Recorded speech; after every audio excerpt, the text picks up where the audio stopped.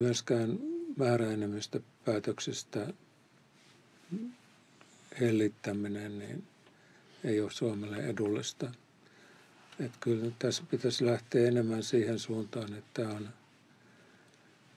eri maat toimivat niin kuin pyrkivät tämmöisessä taloudellisessa kilpailutilanteessa niin optimoimaan yhteiskuntansa toimivuuden ja kaikilla on samanlainen vastuu omasta taloudestaan. Eli me saatiin, Pentti, mun mielestä tässä 2 lupausta nyt.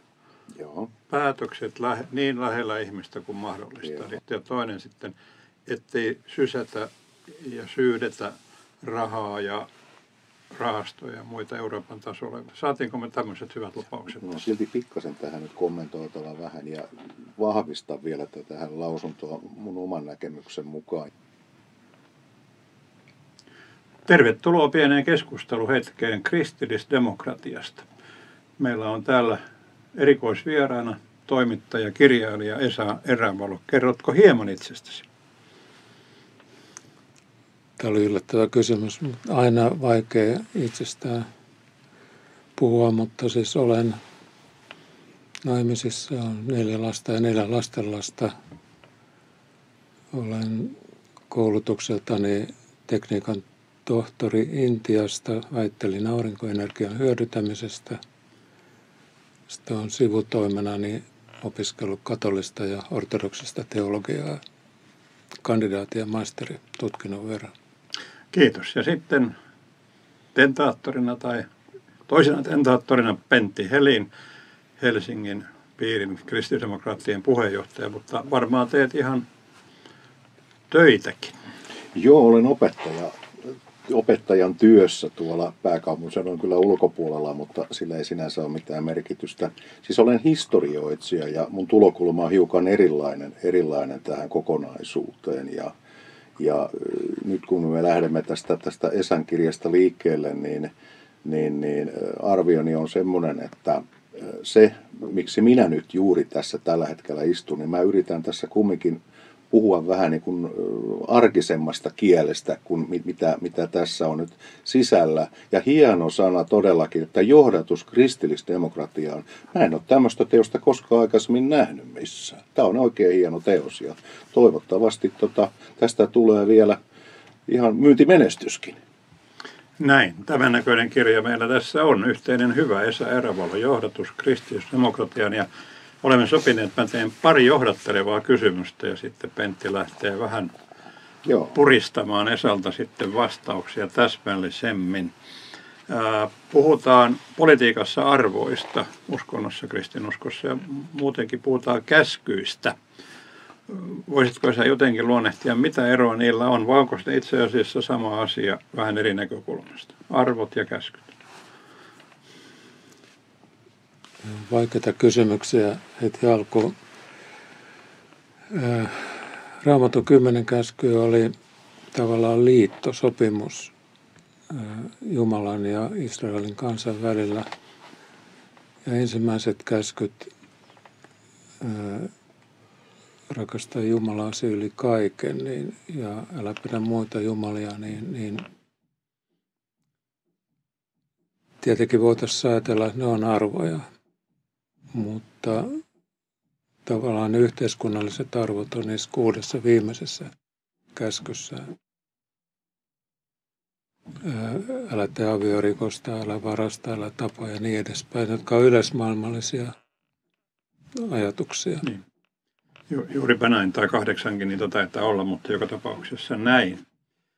Tämän kaiken pohjalta ja tämän kaiken keskellä ja kaiken maailmassa tapahtuneen keskellä on kristillisdemokratia syntynyt. Kertoisitko vähän sen alusta? Sehän ei ole huikea vanha liike 1800-luvun puolelta, mutta noin lyhyt kavalkaadi siihen liikkeelle lähtöön. No siellä oli varmaan ihan tämmöisenä aatteellisena taustana voi ajatella ateismin ja kristinuskon kilpailua aina Ranskan vallankumouksesta lähtien, jossa tapettiin katolisia pappeja paljon ja suljettiin kirkkoja ja oli olemassa tämmöinen uskonnon vastainen liikehdintä ja silloin kun kansallisvaltioita perustettiin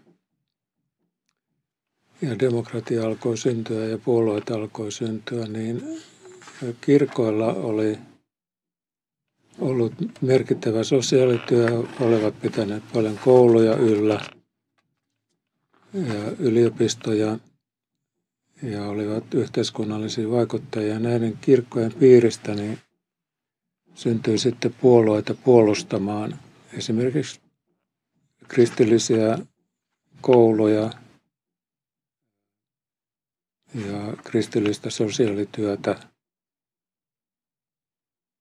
eri maissa, Belgiassa ja Saksassa ja Belgiassa ja Hollannissa.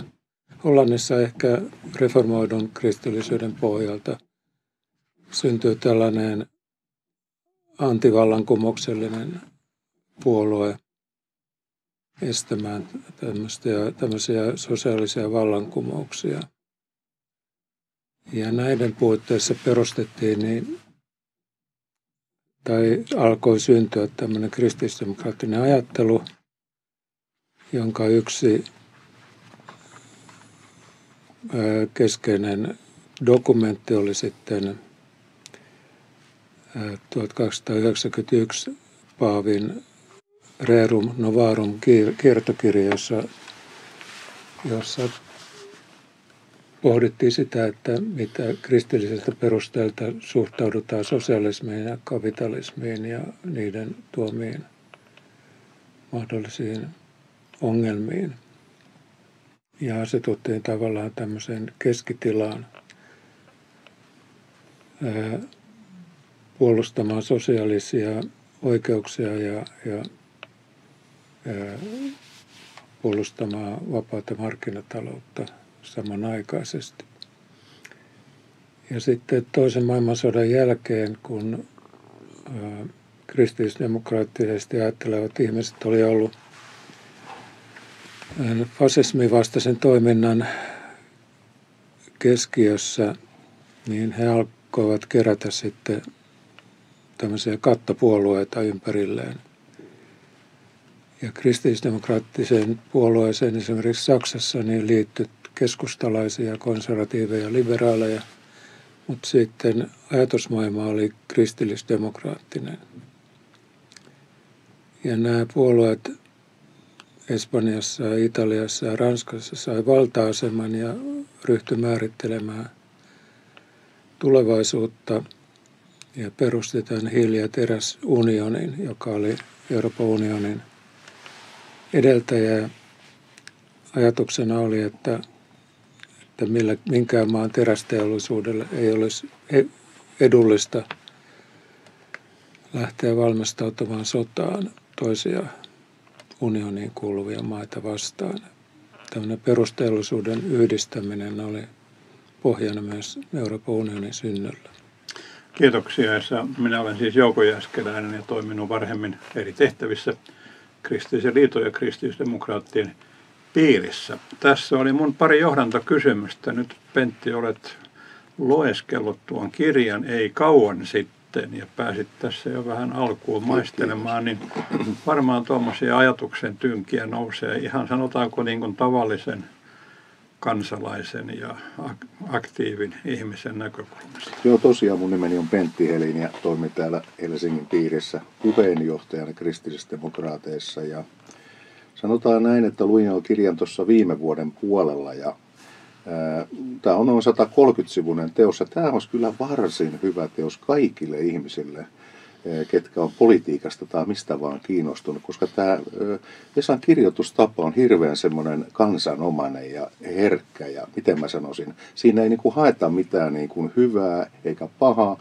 vaan aika realistisesti kerrotaan niinku mitä on kristillisdemokraattinen liike ja nimenomaan se historiikki Suomessa, miten se on täällä toiminut. Mutta siihen sun edelliseen kysymykseen, sä puhut niistä 10 siis arvoista ja käskyistä, niin tästä koulupuolesta tulee mulla aina mieleen se, että nämä 10 käskyä. Ja tosiaan teillä oli keskustelun aihe se, että onko sitä 6 tai 8 moraalisääntöjä, mitä siihen liittyy. Mutta jos me ajatellaan kokonaisuutena niin kuin, näitä 10 käskyä, mitkä on tullut sitten maailmaan jossain vaiheessa, niin lähtökohtahan on se, että siinähän jo perussäännöt ihmisen hyvälle elämälle. Eli se lähtökohta, että mikä on ihmisen hyvä elämä. Ja monta kertaa tänä päivänä, kun koulumaailmassa huomaa sellaisen yksityiskohdan, että ajetaan vähän, jos ilkeästi jopa sanon tämmöistä vierehenkistä asiaa, missä kielletään kaikki Raamatun opetukset ja muut vastaavat, niin pitäisi palata siihen primaariasetelmaan, eli niihin peruslähtökohtiin, mitä oikeasti on tapahtunut. Tämmöinen Jeesus-niminen ihminen on ollut 2000 vuotta sitten täällä maapallolla, ja hyvin mielenkiintoinen väitelause tässä on. Olen monta kertaa miettinyt tätä niin kuin arki-ihmisen, miksi se juuri silloin tapahtui. Miksi se ollut vaikka 500 000 vuotta sitten tai tänä päivänä. Niin tämä on semmoinen niin kuin mielenkiintoinen kysymys. Sillä täytyy olla joku johdatus just, että se on just sillä hetkellä tullut. Ja sillä hetkellä on tullut joku kivinen juttu, missä on kerrottu näin, että tässä on 10 käskyä. Eli tämä arvorakenne on hirveän hieno tässä. Miten sä itseensä koet näin, että nyt kun tämä kristillinen liike on tässä vaiheessa, sä oot tehnyt vähän tämmöistä niin kuin hienoa esityötä siihen, että tätä lähdettäisiin viemään eteenpäin, niin mitä sä arvioit, miten tämä muuttuu tästä eteenpäin? Onko tämä niin jotenkin, eihän tämä voi muuta kuin parantua. Ihmiset alkaa palaamaan siihen normaaliin arkeen, että ihminen tarvitsee huolenpitoa ja rakkautta ja tämän tyyppisiä asioita, niin onko tilaa tulevaisuudessa kristillisdemokraattiselle ajatuksille? Kyllä varmaan on tilaa, mutta kyllä mä olen sitä mieltä, että kyllä ajattelun pitää ja yhteiskunnallisen analyysin pitää parantua, että tässä olen havainnut sitä, että erilaiset ideologiset voimat, jotka on kristinuskoa vastaan, niin on voimistuneet ja kristinuskon kannatus länsimaissa vähenee. Ja siitä on itse asiassa tässä kirjassakin tämmöinen taulukko, että miten Suomessa on tapahtunut, että Suomessa... Millä kohdalla se suurin piirtein sulla siellä? No niinpä nyt on, mullakin jo pitkä aika tästä, kun mä tämän... Joo, okei. Okay. Se on tuolla takaosassa. Just. Tämmöinen Gaussin käyrä teitä. Hienoa. Tämä onkin näyttää hyvältä, joo, kyllä. Siinä osoitetaan, että tämä näkyy, että trendi on kristinuskosta poispäin ja kristillisen aktiivisuuden vähenemiseksi. Ja ehkä tässä on monta erilaista syytä, että joista on paljon kirjoitettu, että mistä sekularisoituminen johtuu. Mutta tämmöisenä kulttuurillisena voimana niin kristinusko on omasta mielestäni ajatunut ajattelulliseen marginaaliin. Ennen vanhaa, jos ajatellaan ihan historiaa, niin kristityt oli ne, jotka johti tiedettä, perusti yliopistoja ja joilla oli uusia ajatuksia, jotka mullisti tämmöisen ihmiskäsityksen ja ajattelutavan koko Euroopassa ja ympäri maailmaa. Tämmöinen niin kuin, ajatuksellinen johtotehtävä odottaa kyllä edelleenkin. Niin kuin kristittyjen pitäisi olla kaikessa, niin tieteessä, taiteessa kuin erilaisessa kulttuurissa ja politiikassa niin johtavassa asemassa. Ja se vaatii kyllä niin pohdintaa, että sitä ei niin kuin millään julistuksella saavuteta, vaan sillä, että ajatukset on järkeviä ja uusia ja innovatiivisia ja että se johtoasema niillä ansaitaan.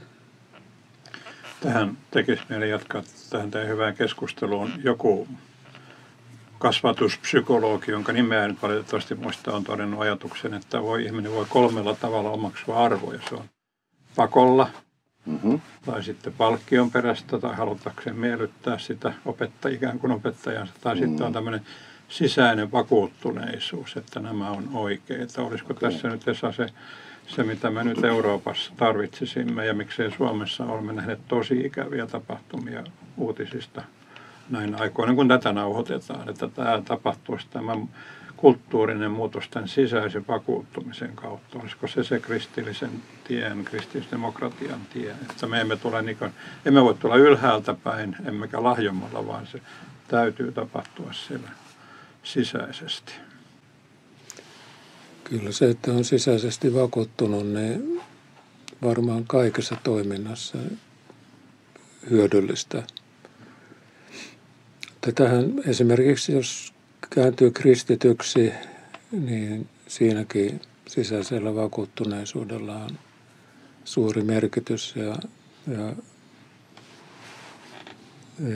nyt sitten yksi asia, mikä tästä sisäisestä vakuuttuneisuudesta tulee mieleen, on se, että mikä on niin kuin kristillisen sisäisen vakuuttuneisuuden ja kristillisdemokraattisen vakuuttuneisuuden ero. Yksi ajatus, minkä takia kirjaa lähdin tekemään, oli se, että havaitsin, että monet koodeissa ei pystynyt tätä eroa tekemään. Ikään kuin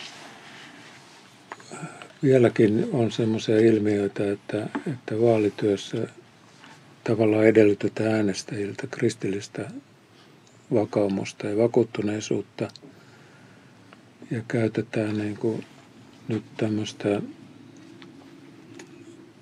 vaalikamppailua jonkinnäköiseen evankelioimiseen. Ja ymmärrän, että tässä on niin kuin vaikeus ihmisellä ajatella, koska jos on kristillinen vakuuttuneisuus, niin ajattelee, että tämä usko pitää tulla kaikessa ilmi ja sitä pitää kaikkialla propagoida. Mutta tämä johtaa puolueissa ongelmiin, koska puolueen toiminta on maallisella kentällä ja siihen ei pidä sekoittaa tällaisia teologisia ongelmia. Tai voisiko sanoa, että kun lähdetään tekemään niin vaalityötä, niin tehdään se yhteiskunnallisin argumentein eikä uskonnollisin. Tätä ei ole aina tajuttu kaikkien toimijoiden kohdalla. Ja tämä on yksi syy, miksi niin kuin halusin tehdä luettelon kristillisdemokraattisista arvoista ikään kuin tämmöiseksi niin kuin kattavaksi näkemykseksi, että erotettaisiin toisistaan usko ja arvot. Ja tietenkin, jos on kristitty, niin silloin siitä saa suuren motivaation toimia lähimmäistä hyväksi, mutta se pitää tehdä taidokkaasti. Mitähän tänään tässä kristillisdemokratian arvoissa olisi nyt semmoinen, jota sä nostaisit esille? Euroopan unionin vaalit ovat tätä nauhoitettaessa kohta tulossa ja sitten on taas uusi komissio ja 5 vuotta kenties siellä hallitaan, mutta... Saako tähän välikommentin? Joo, ole hyvä. Joo. Tämä oli äärimmäisen hyvä puheenvuoro, koska kyllähän se on se maallinen asia, mitä poliitikko hakee. Mulla on tähän semmoinen mielenkiintoinen tervi, että jos me vaihdettaisiin vaikka näin päin se, että kirkossa saarnaa tietysti pappi. Mutta yhteiskunnassa tämä poliitikot, niin ne on taas sitten Turulla ja toreilla. Eli lähtökohta on se, että jos me arvomaailma sotketaan niin, että otetaan nämä kirkolliset arvot ja sillä lähdetään tekemään sosiaalityötä tai jotain muuta semmoista työtä, mikä meillä on, niin se vie asiaa väärään suuntaan. Eli lähtökohta pitää olla ihan realistinen. Jos me halutaan jollekin lapsiperheellä vaikka lapsilisiä lisää tai jotain maksuja, niin meidän pitää puhua sillä kielellä, mitä se ihan oikeasti on. Ei me voida luvata mitään, että tulee joku kaunis huominen ja jotain ehkä mahdollisesti sattuu. Meillä pitää olla ihan selvät argumentit, näyttää taloudellisesti ja muutenkin tarkkoja tietoja rahallisesti, mitä ihmiset saa ja niin edelleen. Ei tämä on niin kuin, mä pyrin nyt arkikieleen kääntämään tämän ihan täysin, että jokainen katsoja, mikä tätäkin ohjelmaa katsoo, niin ihan varmasti miettii sitä, että mihin ehkä se lapsiperheen rahat riittää. Eli pitää olla ihan vakuuttunut siitä, mitä ihmiselle tarjotaan. Se on hienoa, että löytyy semmoinen niin kuin harmoninen, hieno asia, rakkaus täältä sydämestä, mutta sitten se arkinen tilanne, kun on rahat on loppu ja sitten on vuokranmaksua tulossa ja joku vaikka sähkömaksu on hirveästi noussut, siellä on puhelinta, kaikkea lasten harrastuksia ja muuta lapsiperheessä, niin kyllähän lähtökohta on semmoinen, että pitää antaa realistinen kuva kumminkin, missä me mennään. Sen takia nämä vaalien, tämä ilmoittelu ja muu vastaava, niin siinä pitäisi kyllä olla aika reilu ja rehellinen.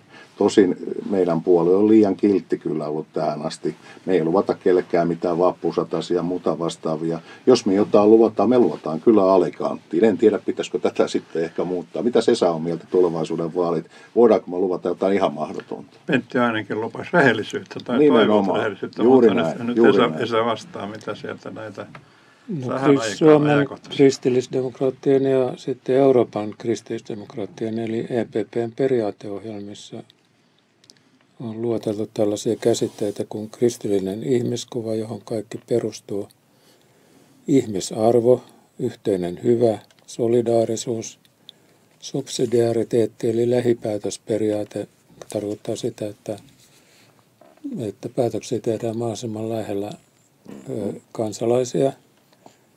Ei viedä ylätasolle, jos ei aivan välttämätöntä. Vapaus ja vastuu, tasa-arvo ja oikeudenmukaisuus ja totuus. Kun kysyt, että mikä tämä Euroopassa olisi tällainen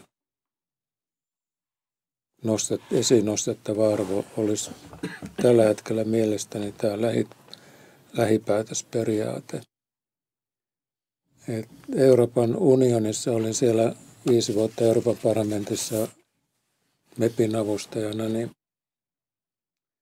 tendenssi on jatkuvasti syvenevään unioniin, joka saa jatkuvasti lisää valtaa eri asioissa, joille siirretään jatkuvasti enemmän voimavaroja.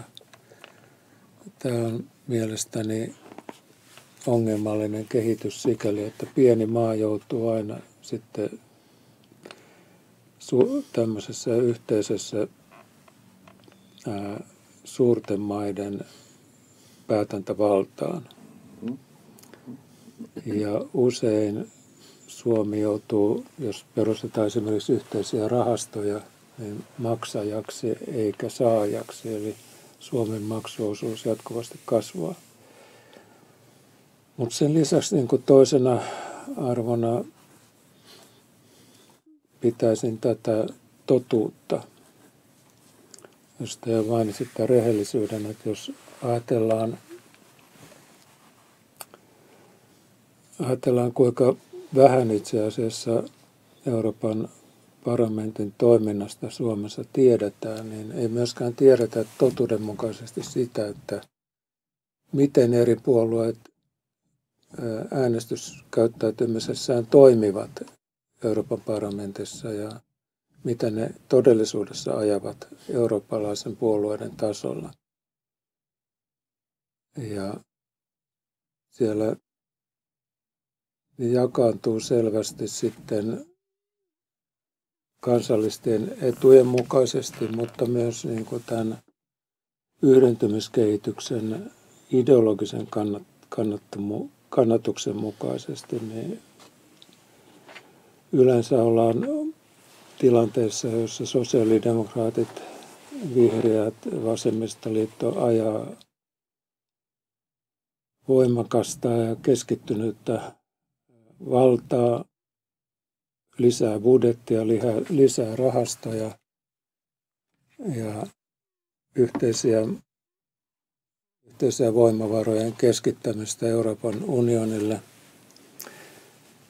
Tästä oli muuten silloin, kun olin Euroopan parlamentissa avustajana, niin sosiaalidemokraattien ryhmän eräs johtajista, Pervans Beres, teki tämmöisen kriisivaliokunnan mietinnön, jossa hän esitti Euroopan unionin budjetiksi 5–10% yhteenlasketusta kansantuotteesta ja vastaava määrä sitten vähennetään kansallisista budjeteista. Ja tämmöisessä rakenteessa, jos tämmöiseen mennään, niin Suomi on näissä aina taloudellisesti kärsijä. Nyt maksamme ehkä 800 miljoonaa euroa nettona siitä, että olemme sisämarkkinoiden jäseniä. Mutta tämä kasvaa sitten miljardiluokkaan.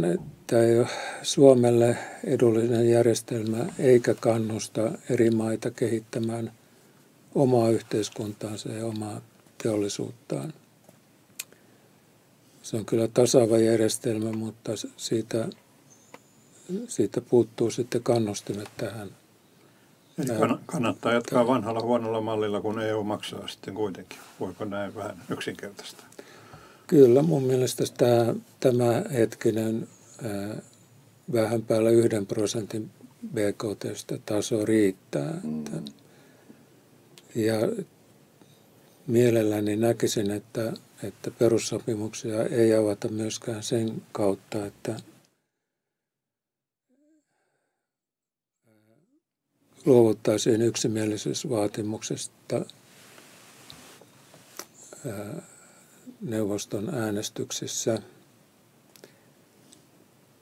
jolloin pienet maat, kuten Suomi, niin niillä ei olisi enää tätä yksimielisyysvaatimuksen tuottamaa turvaa. Myöskään määräenemmistöpäätöksistä hellittäminen niin ei ole Suomelle edullista. Että kyllä tässä pitäisi lähteä enemmän siihen suuntaan, että eri maat toimivat niin kuin pyrkivät tämmöisessä taloudellisessa kilpailutilanteessa niin optimoimaan yhteiskuntansa toimivuuden ja kaikilla on samanlainen vastuu omasta taloudestaan.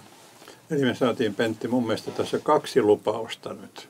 Joo. Päätökset niin lähellä ihmistä kuin mahdollista. Joo. Eli emme nosta päätöksiä Eurooppaan. Sääntöjä varmaan tarvitaan moniin asioihin, miten ympäristössä ja muuten toimintaa, mutta tämä varsinainen päätöksenteko mahdollisimman lähellä ihmistä. Ja toinen sitten, ettei sysätä ja syydetä rahaa ja rahastoja ja muita Euroopan tasolle, vaan kansallisvaltiot hoitavat kunnolla ja kunnialla omat tehtävänsä. Saatiinko me tämmöiset hyvät lupaukset? No silti pikkasen tähän nyt kommentoitava vähän ja vahvistaa vielä tähän lausuntoa mun oman näkemyksen mukaan. Ja esimerkiksi tämä ennallistamisasia, mitä nyt Timmermans-niminen henkilö sieltä, oliko se nyt Hollannin edustaja muistaakseni, niin hän oli sitä mieltä, että loppujen lopuksi tässä tulisi käymään niin kuin Suomen pinta-alasta on yli 70% kumminkin metsäistä, niin loppujen lopuksi Suomesta, milloin Suomen parhaiten hoidetut metsät ja metsä toimii, järjestelmä toimii, niin me oltaisiin vielä oltu maksu ihmisenä, kun muut on hakannut ne metsänsä pois, että tämä vähän hassusti menee. Ja sitten tähän liittovaltiokehitykseen, mistä sä just niin tässä varoittelit, niin se on hyvin vaarallista tämmöiselle pienelle valtiolle kuin Suomelle olla tämmöisessä, en nyt ihan mene sanomaan, että pitäisi lähteä jollain lailla tästä pois, mutta jos nyt sinne seuraavaksi esimerkiksi tulee Ukraina-niminen valtio ja jota ehkä vaikka Moldoviakin sinne, niin taas meidän maksuosuus kasvaa, koska meillä on kumminkin se bruttokansantuotteen osuus on paljon parempi ja merkittävämpi. Tämä on kyllä semmoinen hyvin hankala kysymys. Meidän pitää niin kuin niistä huonosta vaihtoehdosta, niin kuin justiin sanoit Jouko, vielä valita jompikumpi ja mielellään ehkä se parempi. Eli pakko vastata sun kysymykseen kyllä. Olet ihan oikeassa, mitä äsken väitin. Eli löysimme kyllä, meillä löytyy harmonia. Vahvoja, toimivia arvoja sen pohjalle, kyllä, mitä kristillisdemokraatit Suomessa tekevät kristillisdemokraattisessa liikkeessä. Ja varmaan myöskin sitten tämä kansalaisyhteiskunnan kirkkojen vapaus toimia sananvalta eri yhteyksissä eri tavoin. Se on varmaan juuri tällä reitillä parhaiten tunnistettu, koska kristillisdemokratia kuitenkin tunnistaa nämä juuret Euroopassa. No, tähän lisäsin kyllä sen, että kristillisdemokratiaan olennaisesti kuuluu luomakunnasta huolenpito ja muun muassa tämän luontokadon välttäminen ja pysäyttäminen ja korjaaminen ja ilmastonmuutoksen torjuminen, pysäyttäminen ja sitten lopulta korjaaminen. Miten tässä voisi parhaiten edistyä? Olin tuolla hallitusneuvottelussa ympäristö- ja ilmastoryhmässä ja siellä kyllä päätettiin esimerkiksi, siellä on semmoinen hallitusohjelman virke, että hallitus suojelee vanhat arvokkaat metsät Metsähallituksen mailla. Odotan vielä sen toteutumista, mutta luotan siihen, että tällä on merkitystä Suomen luontokadon pysäyttämisessä. Ja kyllähän Suomessa on kehitetty paljon tällaista ilmastonmuutosta lieventävää tekniikkaa. Tässä tänä keväänä ilmestyy tämmöinen kirjani, joka on keskittynyt siihen, että millaista tekniikkaa on kehittynyt ja kehittymässä koko ajan maailmassa. Ja juuri tämän teknisen edistyksen avulla niin Suomi vaikuttaa kaikkein eniten maailman ilmastonmuutostorjuntaan. Ja se, että Euroopan unionissakin, kun ajatellaan, että Ukraina tulee jossain vaiheessa Euroopan unionin jäseneksi, niin silloin joudutaan laittamaan maatalouspolitiikka uusiksi ja koko Euroopan unionin pienen budjetin rakenne uusiksi ja siinä on keskityttävä tutkimukseen, kehitykseen ja innovaatiotoimintaan niin, että saadaan muun muassa tätä teollisuutta uudistettua niin, että